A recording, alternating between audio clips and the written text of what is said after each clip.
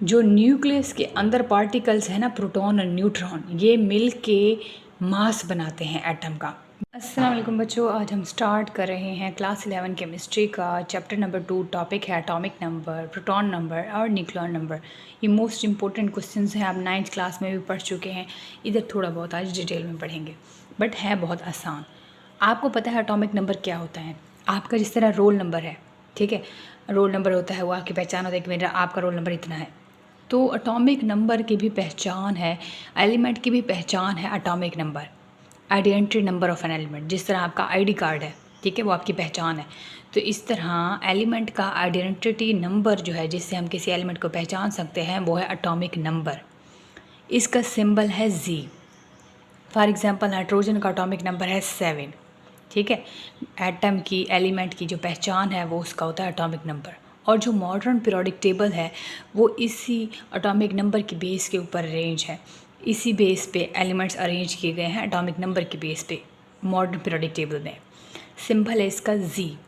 1913 में मोज़ले ने ऑब्ज़र्व किया था कि डिफरेंट एलिमेंट्स को जब जिसके ऊपर बम्बार्ड की गई कैथोड रेस, तो एक्स रेज प्रोड्यूस हुई। एलिमेंट्स के ऊपर कैथोड रेज बम्बार्ड की गई तो उससे एक्स रेज प्रोड्यूस हुई। फॉर एग्जांपल इलेक्ट्रॉन है, इसको हम कैथोड रे भी बोलते हैं। ये जब किसी भी मेटल के सरफेस के ऊपर इसको बम्बार्ड करवाया गया तो एक्स रेज इनसे प्रोड्यूस हुई, इलेक्ट्रॉन से। और इसी एक्स रेज से हम, इसी की फ्रिक्वेंसी से, इसकी वेवलेंथ से हम इसका एटॉमिक नंबर फाइंड आउट कर सकते हैं। यही फ्रीक्वेंसी जो है ये डायरेक्टली प्रोपोर्शनल है जी के, यानी एटॉमिक नंबर के। ये जो रेज बम्बार्ड की गई थी, इनकी जो फ्रीक्वेंसी है, इनकी जो वेवलेंथ है, ये डायरेक्टली रिलेशन है इसका, किससे? एटॉमिक नंबर से। और जी क्या है? ये फंडामेंटल प्रॉपर्टी है, एटॉमिक नंबर है ये जी, ठीक है। अच्छा, और तो फिर एटॉमिक मास क्या चीज़ है? आपको पता है कि एक न्यूक्लियस होता है, एलिमेंट है, एलिमेंट एटम है। एटम के सेंटर में न्यूक्लियस है, इधर बाहर इलेक्ट्रॉन्स रिवॉल्व कर रहे हैं। सेंटर में दो किस्म के पार्टिकल्स होते हैं, प्रोटॉन और न्यूट्रॉन, जिनके ऊपर कोई चार्ज नहीं होता। जो न्यूक्लियस के अंदर पार्टिकल्स है ना, प्रोटॉन और न्यूट्रॉन, ये मिल के मास बनाते हैं एटम का। यानी प्रोटॉन और न्यूट्रॉन मिल के मास बनाते हैं एटम्स का। और इनको हम न्यूक्लियॉन्स भी कहते हैं, क्योंकि ये न्यूक्लियस के अंदर है, इसलिए हम इनको न्यूक्लियॉन्स कहते हैं। यानी न्यूक्लियस के पार्टिकल्स, हम इनको न्यूक्लियॉन्स बोलते हैं। और यही न्यूक्लियॉन्स यानी प्रोटॉन और न्यूट्रॉन एटम का मास बनाते हैं, एटॉमिक मास, जिसको हम ए से रिप्रेजेंट करते हैं। एटॉमिक मास क्या है? ये प्रोटॉन और न्यूट्रॉन, जो कि न्यूक्लियस के अंदर पार्टिकल्स हैं, जिनको न्यूक्लियॉन्स भी बोलते हैं, ये एटम का मास बनाते हैं। और इसका सिंबल है ए। जो यहाँ पे एटॉमिक नंबर का सिंबल है वो है जी। एटॉमिक नंबर और मास नंबर के क्लूज़ 9th क्लास की प्लेलिस्ट में आप चेक कर लें। लेक्चर अभी अपलोड किए हैं, आप जाके वहाँ से देख सकते हैं, जो कि न्यू बैच के हैं, वो अपलोड है, वहाँ पे आप प्लेलिस्ट चेक कर सकते हैं। अब किसी भी एलिमेंट का, फॉर एग्जांपल यहाँ पे कोई एक्स एलिमेंट है, ठीक है, कोई भी एलिमेंट, तो नीचे जो दिया गया होता है वो एटॉमिक नंबर होता है और ऊपर हमेशा मास नंबर होता है, ठीक है। तो इसका ये फार्मूला है A=G+N। अगर हमने न्यूट्रॉन फाइंड आउट करने होते ये फार्मूला लगता है। अब फॉर एग्जांपल ये हमारे पास एलिमेंट है, नीचे इसका एटॉमिक नंबर दिया गया होता है, ऊपर इसका मास नंबर दिया होता है, क्योंकि मास नंबर डबल होता है, ठीक है। नीचे होता है जी और ऊपर होता है ई। अब यहाँ पे देखें, एलिमेंट है, नीचे एटॉमिक नंबर होता है, ऊपर मास नंबर होता है। अब हमने इस में से number of neutrons find out करने हैं, क्योंकि आपको पता है जो एटॉमिक नंबर होता है ना, वो शो कर रहा होता है नंबर ऑफ़ प्रोटॉन्स और नंबर ऑफ़ इलेक्ट्रॉन्स, ठीक है। इलेक्ट्रॉन्स के ज़्यादा बराबर होते हैं नंबर ऑफ़ प्रोटॉन्स के।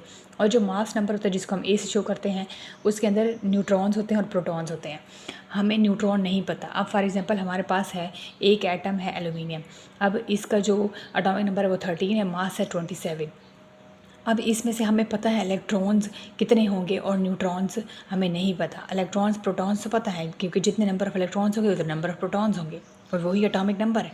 लेकिन हमें न्यूट्रॉन नहीं पता, इसके अंदर न्यूट्रॉन कितने हो सकते हैं। तो हम ये फार्मूला लगाएंगे A=G+N। ए हमारे पास क्या है? मास।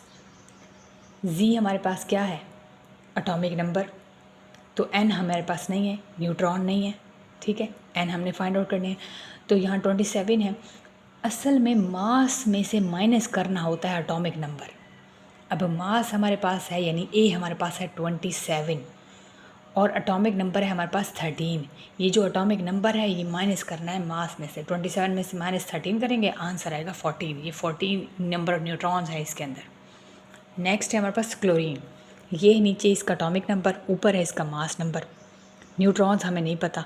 अब मास नंबर यहाँ है 35, एटॉमिक नंबर है 17, इसी के अंदर इलेक्ट्रॉन्स भी हैं, प्रोटॉन्स भी हैं। न्यूट्रॉन नहीं पता, +n हम फार्मूले के अकॉर्डिंग लिखेंगे, वैल्यूज़ पुट करेंगे। अब मैंने अभी आपको कहा है कि मास में से हमने माइनस करना है एटॉमिक नंबर। मास में से जब माइनस करेंगे एटॉमिक नंबर, आंसर आएगा हमारे पास न्यूट्रॉन। इस तरह भी कर सकते हैं या इस तरह भी कर सकते हैं। देखिए 17 इसके अंदर इलेक्ट्रॉन्स हैं, 17 प्रोटॉन है, 17 + 17 35 होते हैं। ये दूसरा तरीका है, ठीक है। 17 और 17 क्या होते हैं, 35 होते हैं। 35 में से हम माइनस क्या करेंगे, ये 17 करेंगे तो आंसर आएगा 18। तो हमारे पास निकल आएगा न्यूट्रॉन नंबर। इस तरह हम कार्बन है हमारे पास 6 और ये 12। तो यहाँ पे कार्बन के देखें इलेक्ट्रॉन 6 हैं, प्रोटॉन भी 6 हैं। 6 और 6 कितने होते हैं, 12। 12 में से माइनस करेंगे 6, आंसर आएगा 6। 6 है इसके अंदर न्यूट्रॉन भी। अब नेक्स्ट हमारे पास है एग्जाम्पल यहाँ पे नाइट्रोजन के 7 है नीचे एटॉमिक नंबर, 14 है मास, 7 इसके अंदर इलेक्ट्रॉन है, 7 प्रोटॉन है। 7 और 7 14 हो रहे हैं। अब हमें न्यूट्रॉन नहीं पता तो हम फिर फार्मूला लगाएंगे, तो 14 में से माइनस करेंगे 7, आंसर आएगा 7। तो यहाँ पे 7 न्यूट्रॉन्स हैं। मतलब सीधा सीधा है, हमें मास में से माइनस करना है एटॉमिक नंबर, हमारे पास न्यूट्रॉन नंबर निकल आएंगे। नेक्स्ट आपने फोकस करना है। हमारे पास एग्जांपल है O-2, ऑक्सीजन -2 है इसके ऊपर, सल्फ़र के ऊपर -2 है, फास्फोरस के ऊपर -3 है। ये एग्जांपल्स हैं। अगर हम देखें ऑक्सीजन का नॉर्मली, तो ऑक्सीजन एलिमेंट का एटॉमिक नंबर 8 है, मास नंबर 16 है, यानी इसके अंदर 8 इलेक्ट्रॉन है, 8 प्रोटॉन है और 8 ही माइनस करने के बाद वही वापस न्यूट्रॉन 8 ही होंगे। लेकिन अगर यहाँ पे -2 है, अब आपने फोकस करना है। अगर नंबर ऑफ़ इलेक्ट्रॉन्स अब -2 है तो 2 इलेक्ट्रॉन एक्स्ट्रा हैं, सिर्फ इलेक्ट्रॉन्स एक्स्ट्रा हैं, बाकी किसी चीज़ की बात नहीं करनी, ना प्रोटॉन ना न्यूट्रॉन, वो सेम रहेंगे, उनके ऊपर इफेक्ट नहीं है। लेकिन अब यहाँ O-2 में नंबर ऑफ़ इलेक्ट्रॉन्स हो जाएंगे 10, क्योंकि इसके ऊपर -2 साइन है, 2 एक्स्ट्रा इलेक्ट्रॉन है इस वजह से। नेक्स्ट है सल्फ़र। नॉर्मली सल्फ़र का देखें 16 एटॉमिक नंबर है, 32 मास नंबर है। तो यहाँ सल्फ़र का इलेक्ट्रॉन्स कितने होंगे 16, प्रोटॉन कितने होंगे 16। तो 16 और 16 32 और माइनस फिर करेंगे तो वो वापस हमारे पास न्यूट्रॉन आएंगे, वो भी 16। अगर -2 है तो फिर ये भी इसी तरह ही होगा। -2 है तो इसका मतलब है 2 इसके अंदर इलेक्ट्रॉन मज़ीद ऐड होंगे, 18। बाकी न्यूट्रॉन प्रोटॉन पे कोई फ़र्क नहीं पड़ेगा, ठीक है। तो फास्फोरस जो है 1530 है, 15 इलेक्ट्रॉन है, 15 प्रोटॉन है, और इसको फिर हम माइनस करेंगे तो इसमें से हम न्यूट्रॉन निकाल लेंगे मास में से, तो वही 15 है।